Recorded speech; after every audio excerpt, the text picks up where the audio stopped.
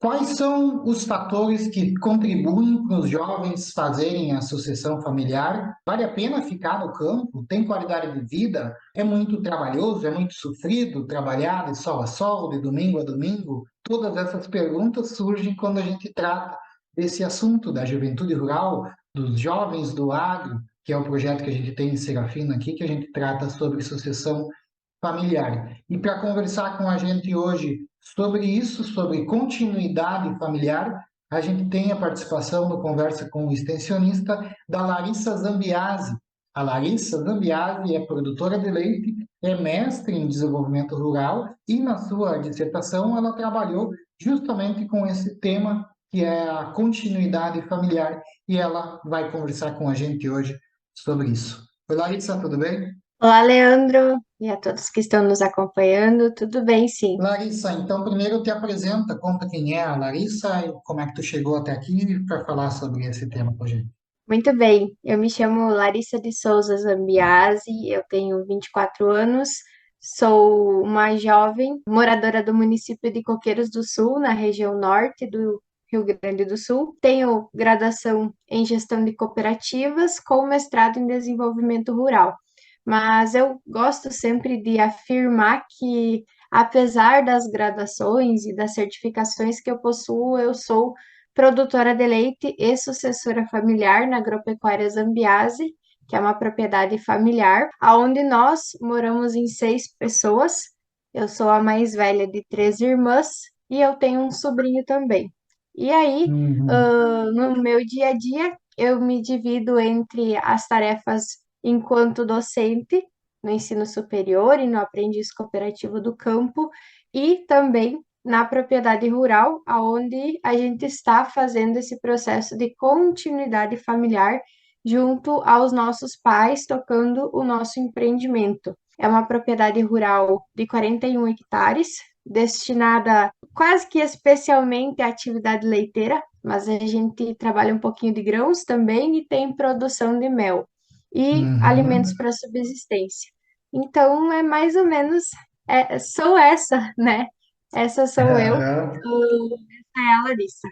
Larissa, na tua dissertação, tu trabalhou também, né, que deu origem ao plano de continuidade familiar, que a gente vai falar daqui para frente, mas tu identificou alguns fatores que contribuem para o jovem fazer a sucessão. Que resultados que tu encontrou disso? Olha, Leandro, foi uma surpresa muito grande os resultados que eu encontrei. Trabalhava anteriormente com a hipótese de que a renda, né, poderia influenciar muito, e de fato ela tem a sua representatividade para a permanência do jovem no meio rural, mas outros fatores que também se destacaram como contribuintes para que os jovens Uhum. permaneçam é a convivência familiar, um dos que mais se destacou, a questão da saúde, lazer e assistência técnica, isso em ordem, de maior importância para menor. A gente pôde observar através da pesquisa, através do trabalho,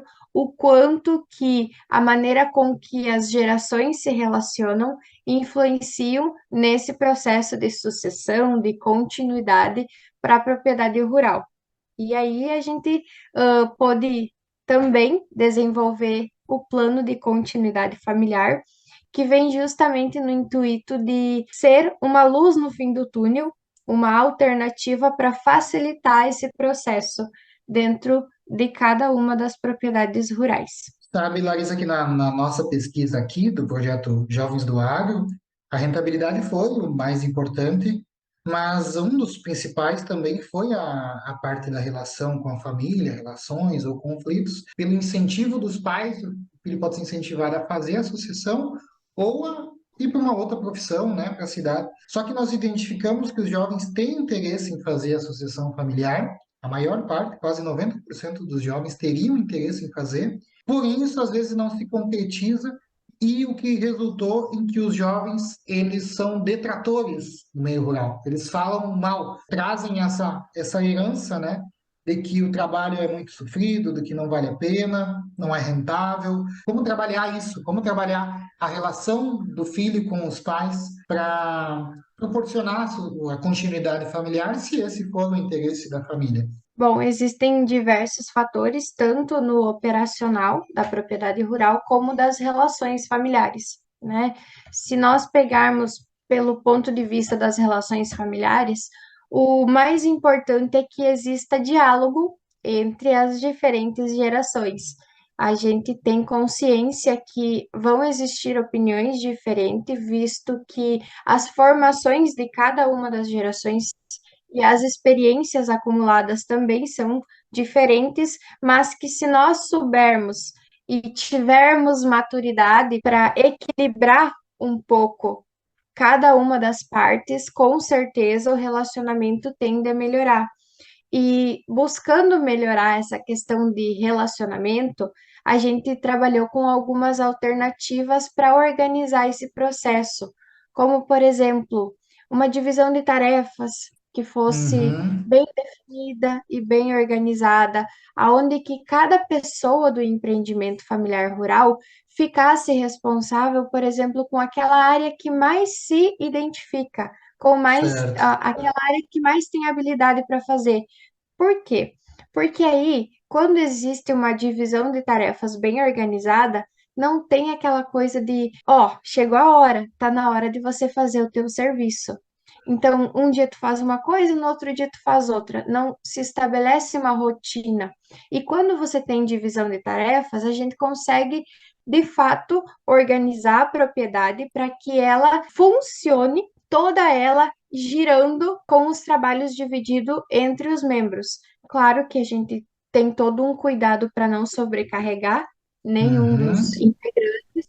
Então, a divisão de tarefas é um dos fatores. Outro fator muito importante que a gente tem visto na prática muitos resultados são a questão das reuniões familiares. Quando a gente fala reunião familiar numa propriedade rural, o pessoal meio que se assusta, né? Mas se a gente pensar pelo lado que as nossas propriedades rurais, elas são de fato empresas, empresas têm reuniões, então por que não? Eu brinco às vezes que são conversas corajosas, são conversas com os nossos familiares para que nós possamos conversar sobre o negócio, olhar para os nossos objetivos, ver se tem alguma coisa na propriedade que a gente precisa alterar, ver se as nossas metas e as coisas que a gente almeja estão sendo cumpridas, para que nós deixamos todos os integrantes da família a par da situação econômica e financeira da propriedade. É sempre mais fácil a continuidade do empreendimento quando existe o compartilhamento da informação, seja ela financeira, produtiva e qualquer tipo, porque a gente não deixa espaço para que haja desconfiança ou que haja, de fato, falta de confiança na geração Uhum. mais nova ou a mais experiente. Então, a gente faz reuniões familiares, conversas corajosas para que todos nós estejamos a par da situação do negócio, sendo ela ruim ou boa, para que a convivência ela também seja facilitada. Eu fazer uma conversa sobre o financeiro da propriedade daqui a pouco pode evitar uma discussão lá na frente sobre algum investimento, uma cobrança de aumento de salário e coisas nesse sentido. Então, reuniões familiares têm sido um fator que tem se demonstrado como um facilitador desse processo. Outro ponto que também se destaca bastante é a tomada de decisão, né? Não estar centralizada numa única pessoa, mas sim que as ideias, as sugestões, os orçamentos possam ser apresentados para a família e aí todos juntos discutir, bom, o que que vocês acham? E aí tomar uma decisão em conjunto. A propriedade rural ela é da família. Então, as decisões que vão ser tomadas também precisam partir da família. A família tem que ter conhecimento de todos os processos que estão acontecendo. Somente assim a gente vai ter uma continuidade que vai se sustentar através dos anos. Na verdade, tudo isso que tu falou são coisas que em empresas, né, em negócios, são comuns, né? Mas na propriedade familiar complica porque a empresa ela tá dentro, ela mistura com o ambiente de convivência familiar. Se eu dou assistência técnica para uma empresa, eu vou lá no escritório primeiro, converso com o gerente. Quando eu estou andando, tá o filho junto, tá no colo, né? Porque mistura o ambiente de convivência familiar com a empresa. Mas, na verdade, essa é a lógica mesmo. Porque tu tem uma empresa, um negócio rural que está dentro da propriedade que a família vive também, que ela vive e convive.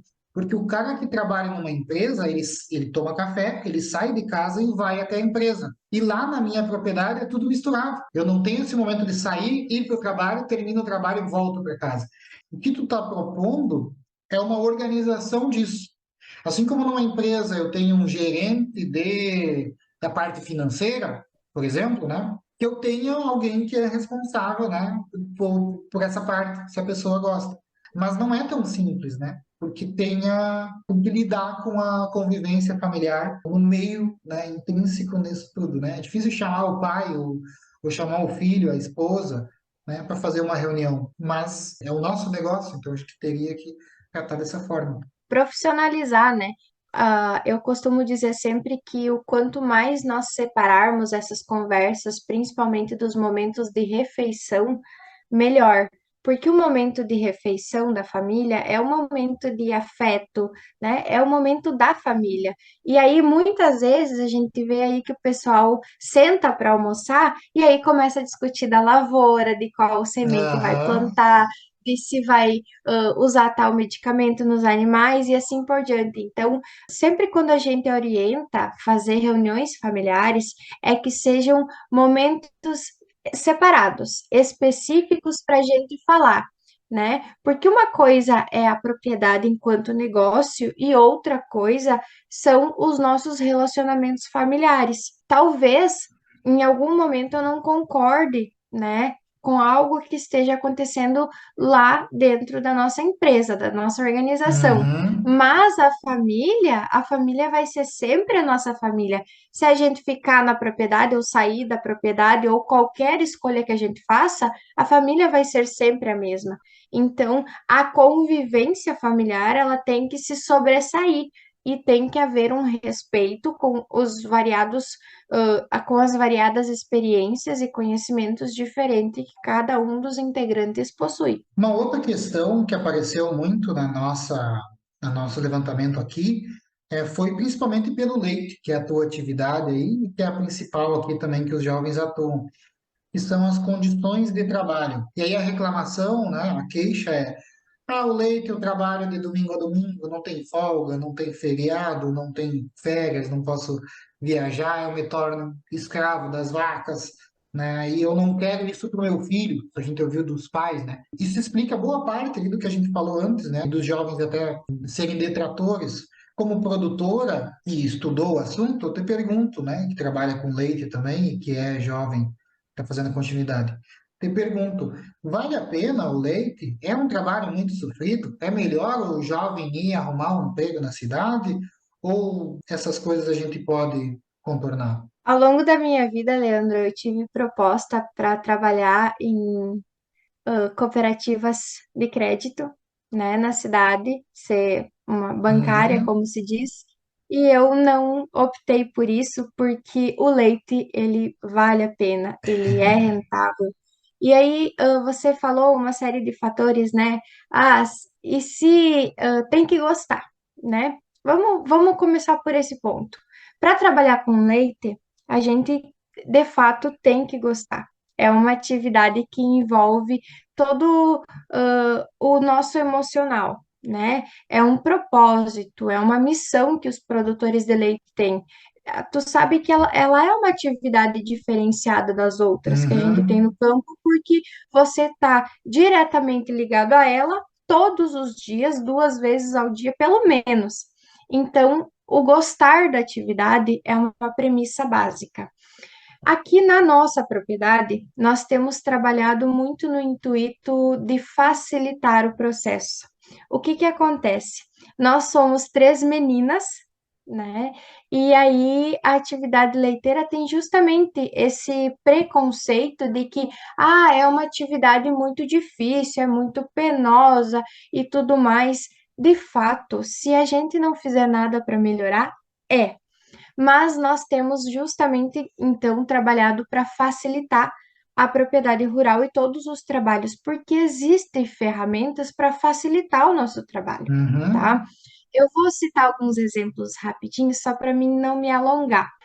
Uma das nossas tarefas, né, é recolher os terneiros recém-nascidos quando as vacas parem.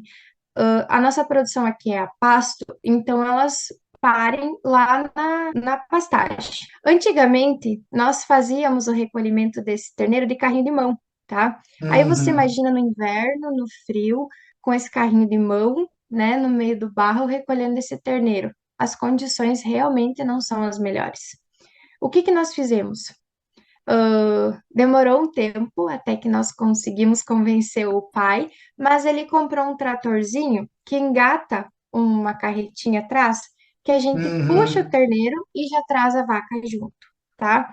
Então não tem aquela penosidade no trabalho tão grande como a gente tinha antes. Outra coisa, um dos trabalhos mais pesados numa propriedade que trabalha com leite é tirar esterco. Em média, nós gastávamos 3 horas, de tempo em tempo para tirar todo o esterco que se acumulava na nossa propriedade. De fato, esse é um trabalho muito penoso. Mas com esse Uhum. mesmo tratorzinho que o pai comprou para a gente trazer os terneiros para casa, a gente faz a limpeza de todos os pisos em 40 minutos. Então, uma tarefa que a gente levava 3 horas para fazer e que prejudicava muito as nossas costas, né? E a gente sabe bem porque Uhum. meu pai tem duas cirurgias de coluna e a minha mãe também tem dificuldade nesse sentido. Eu não vou querer ter isso na minha vida. Eu não quero problemas para as minhas costas, então a gente nesse nesse sentido para que facilitasse a nossa vida e os trabalhos que a gente precisava realizar. E aí tem uma série de outros fatores, né? Questão de limpeza que a gente faz na propriedade, limpeza toda manual e limpeza, por exemplo, automatizada, certo? Então hoje a gente conseguiu reduzir muito as nossas tarefas, reduzir o tempo das tarefas incrementando algumas ferramentas que facilitavam. Antigamente eu levava 1 hora para fazer a limpeza dos equipamentos por dia, de sala de ordenha, teteiras, mangueiras e lavagem de tudo. Hoje eu automatizei o processo e eu aperto um botão e tenho essa 1 hora para fazer qualquer outra coisa que eu quiser. E aí, assim por diante, né? A mesma coisa a minha irmã. Minha irmã, ela é responsável por toda a parte de nutrição e alimentação aqui na propriedade. Ela cursa medicina veterinária, então essas tarefas são por conta dela. Por mês, ela descarregava no carrinho de mão para a desensiladeira mais de 15 toneladas de ração. E aí, com um potinho, ela jogava isso para dentro da desensiladeira, ração para a desensiladeira. E aí, movimento repetitivo, 2 vezes ao dia, com custo zero, a gente automatizou todo o processo, né? A nossa cooperativa possibilitou que a gente tivesse automatização da descarga da ração, então, direto dentro Uhum. da desensiladeira. Então, imagina só, tu descarregar 15 mil quilos de ração no mês e passar a não descarregar e só apertar um botão. Eu acho que vai muito nesse sentido, Leandro. Eu também não ficaria na propriedade se as condições fossem ruins, se eu não tivesse como facilitar o processo. Só que hoje a gente sabe que tem como facilitar. Às vezes não acontece quando a gente quer, e temos que esperar a propriedade ter uma situação econômica financeira para nos possibilitar isso. E eu sei muito bem sobre isso. Levou 3 anos para comprar o tratorzinho. sabe? E era uma coisa que eu queria muito, mas eu tive que aguardar, né? A gente ter Claro, um momento. possibilidade para isso. Exatamente. Então, hoje, primeiro, é penoso? É, mas tem como facilitar. Né? Tem processos e tecnologias hoje à nossa disposição para facilitar a nossa mão de obra. E além do mais, né? Agricultor não tira férias, não tem folga, de domingo a domingo, das 5 da manhã a não sei que hora, porque nunca tem hora para terminar a lida, né? Isso também tem como organizar. Hoje, aqui na nossa propriedade, nós intercalamos os finais de semana e todo mundo tem folga. E todo mundo tem férias. E a gente possibilita a minha irmã fazer estágio com outros veterinários já formados, e eu sou professora ao mesmo tempo. Então, assim, a gente está organizado de uma forma que possibilita com que meus pais conheçam a praia, que eles não conheciam. Uhum. Então, era coisas impensáveis antes da gente começar o processo de É organizar. continuidade da... Exatamente. Então, só depois que nós começamos a fazer a continuidade, que a gente organizou folga para todo mundo, férias para todo mundo. Eu brinco que meus pais, eles não conheciam a praia. E aí, depois que nós começamos a intercalar os finais de semana, eles conhecem. E agora eles viajam, né?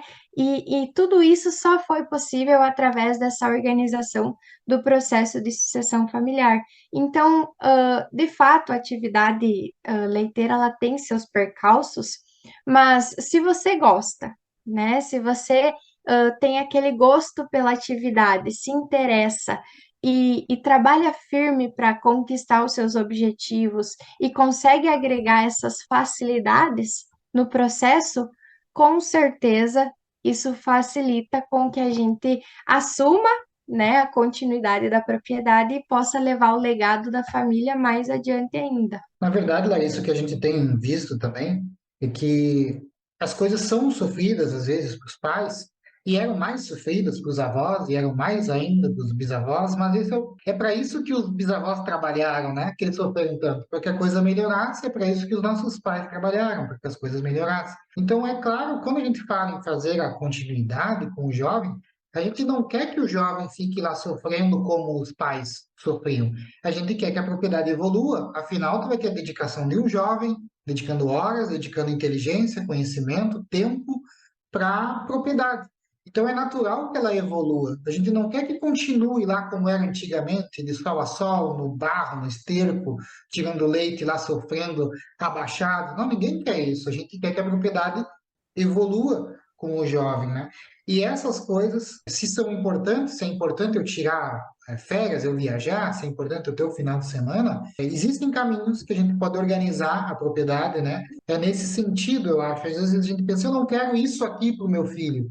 Talvez tu queira uma propriedade, então, melhor para o teu filho do que ela é hoje, né? E se o filho gosta, dá uma chance que provavelmente vão conseguir fazer juntos. Eu brinco que se a gente não tivesse investido na propriedade e facilitado os processos, nem eu mesmo ficaria. E olha que Ah, eu sou claro. suspeita a falar porque eu estudo o tema e adoro falar sobre isso. Mas se a gente não tivesse facilitado os processos, nem eu ficaria. Então imagina a gente continuar produzindo leite como se fazia há 20 anos atrás, né? Uhum. É claro que as coisas têm que evoluir, que a gente precisa melhorar os processos. Isso é vamos dizer, é uma evolução da profissionalização das nossas propriedades rurais e vai ser assim daqui para frente também. Quem não evoluir, quem não se atualizar, não facilitar os processos, é claro que vai ter mais dificuldade de acompanhar mercado, acompanhar lucratividade, indicadores e tudo mais aí que gira em torno da nossa atividade. Fala um pouquinho mais do plano de continuidade familiar, então, que é o resultado do teu trabalho. Então, quando eu fiz a pesquisa de mestrado, eu tinha essa preocupação de fazer com que a pesquisa não ficasse só na academia, que ela voltasse para o campo como uma luz no fim do túnel, uma ideia que pudesse ajudar as propriedades rurais a organizar esse processo. E foi aí que a gente criou, então, o plano de continuidade familiar, que se trata de uma metodologia que busca facilitar esse processo da continuidade. A gente elencou fatores que contribuem com o processo, como alguns que a gente já falou, folgas e férias, remuneração salarial muito importante, tomada de decisão, entre outros fatores, e colocamos isso tudo em um único projeto, aonde que pais e filhos fazem um levantamento e uma organização de como pode ser cada um dos pontos. É como se eles colocassem no papel como eles gostariam que fosse folgas e férias, a remuneração salarial, quais os objetivos e metas que a propriedade rural tem e o que ela Uhum, almeja alcançar, como que pode acontecer a gestão contínua do empreendimento, entre outros fatores. Para quê?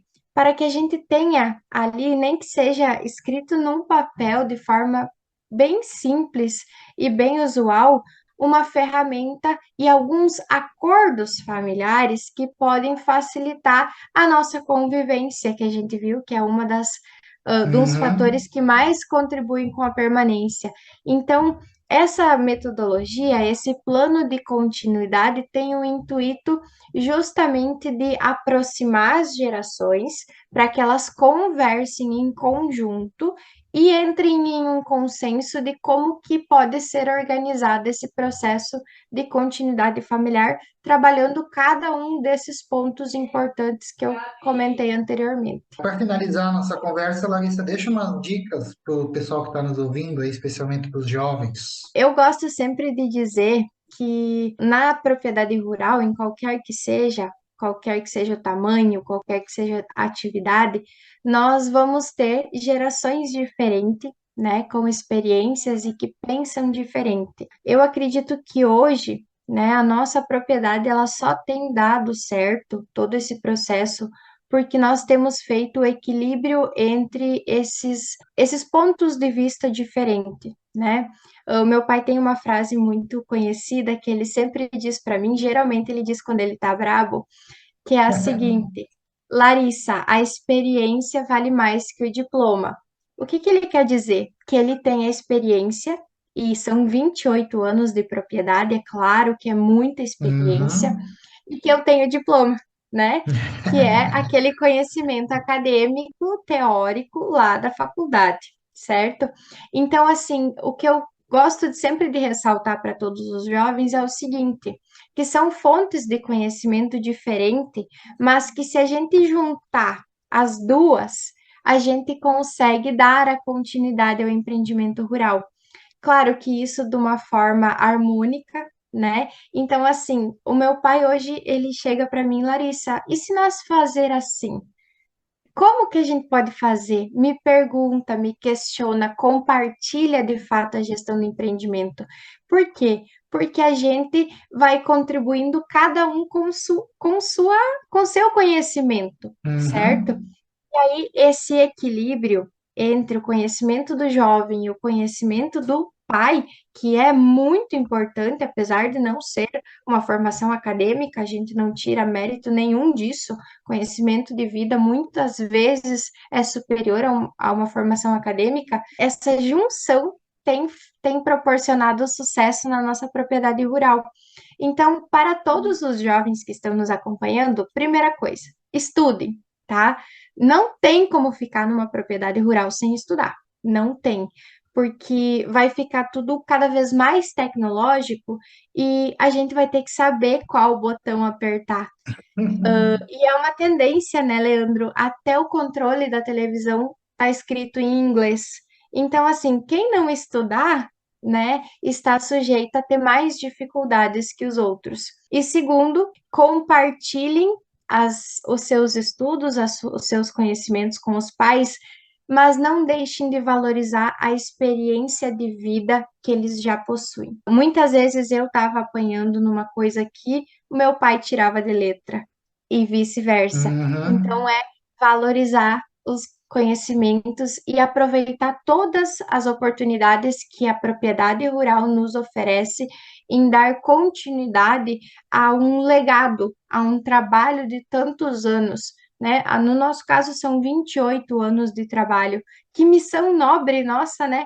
produzir alimentos e ainda fazer com que a propriedade continue e perpetue através dos anos. Então, é mais ou menos nesse sentido, né? Aproveitar as oportunidades de dar continuidade ao legado que os nossos pais construíram. Perfeito, Larissa, obrigado por aceitar compartilhar do conhecimento, tua experiência aqui com a gente no Conversa com o Extensionista. Muito obrigada.